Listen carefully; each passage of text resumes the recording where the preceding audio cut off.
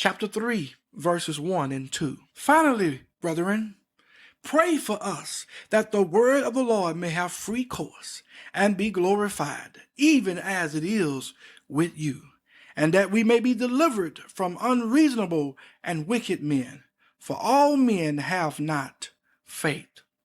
Now, Paul asked the Thessalonian believers to pray for them that the word of God would have free course and be glorified. He asked for prayer that he might be delivered from unreasonable and wicked men.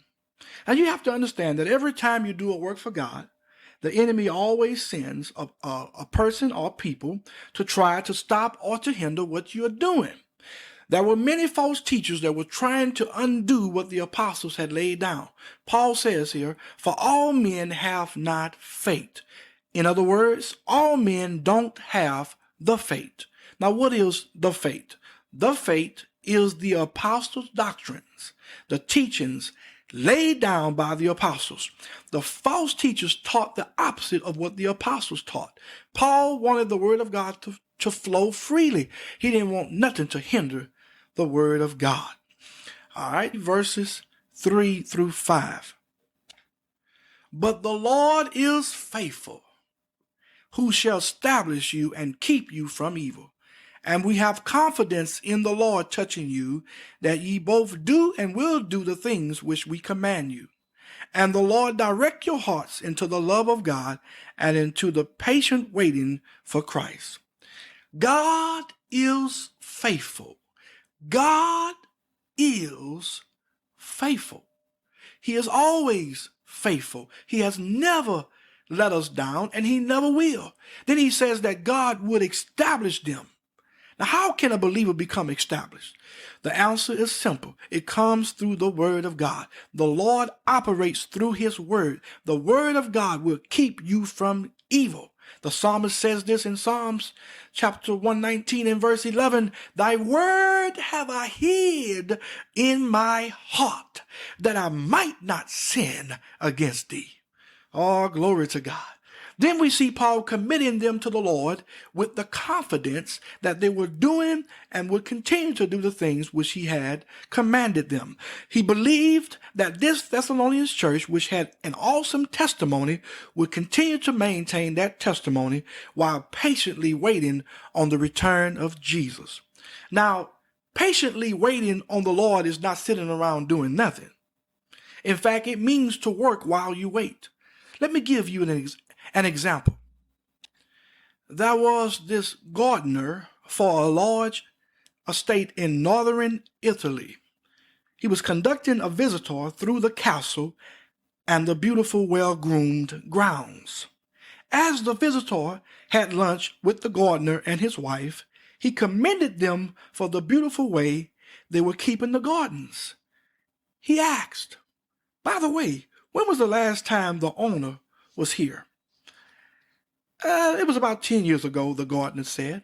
The visitor asked, then why do you keep up the gardens in immaculate conditions?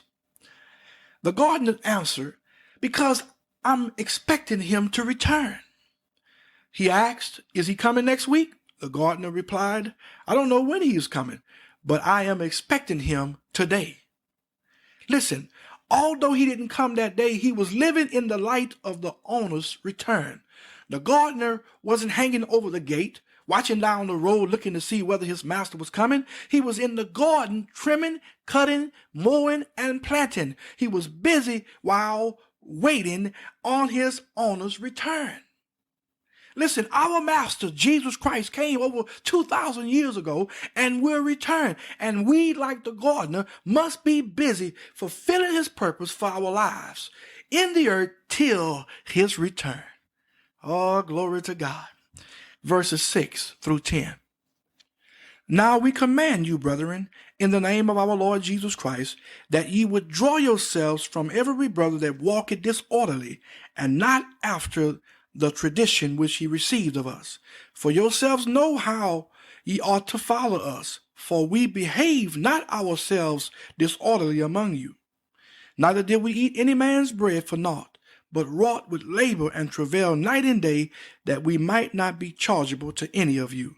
not because we have not power, but to make ourselves an ensample unto you to follow us. For even when we were with you, this we commanded you, that if any would not work, neither should he eat. Now, Paul makes it plain that believers need to be very careful with the company we keep and with whom we associate with. Paul goes on to say that he had led them to Christ and established a church among them and had every right. He had the authority to receive an offering or salary. However, he chose rather to be an example before them by working with his own hands to take care of his needs. Apparently, there were some who thought that because Jesus would come at any moment, there was no need to work. Paul says, on the contrary, if a man doesn't work, he is not fit to eat. Nothing from nothing leaves absolutely nothing. 11 through 12. For we hear that there are some which walk among you disorderly, working not at all, but are busybodies. Now them that are such we command and exhort by our Lord Jesus Christ, that with quietness they work and eat their own bread. Now there were some lazy folks in Thessalonica who was busybodies. Paul says to be this way is walking disorderly. This type of behavior is without a doubt unacceptable in the kingdom of God. You have to work either as an employee or as an entrepreneur, but the bottom line is you have to work. Just that simple. Verse 13. But ye, brethren, be not weary in well-doing. I like that. A guy by the name of Moody says it best. He says, I get weary in the work, but not weary of the work. Hallelujah. Verses 14 and 15. And if any man obey not our word by this epistle, note that man and have no company with him, that he may be ashamed. Yet count him not as an enemy, but admonish him as a brother. Paul tells them here that if a believer refuses to work and continues to be a busybody, don't associate themselves with him.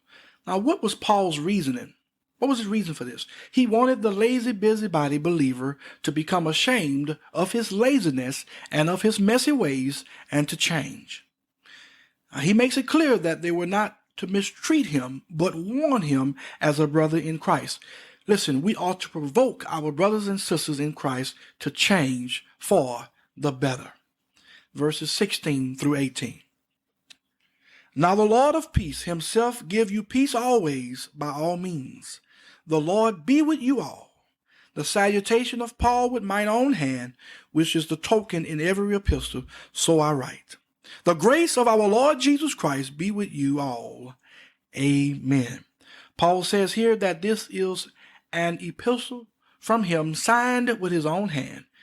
His letter ends with a benediction. It is the conclusion of an awesome epistle which teaches us the importance of spending time in God's word so that we can know truth and then be able to walk in everything God has prepared for us to walk in, which in turn brings much peace to the heart. The grace of our Lord Jesus Christ be with you all. Amen.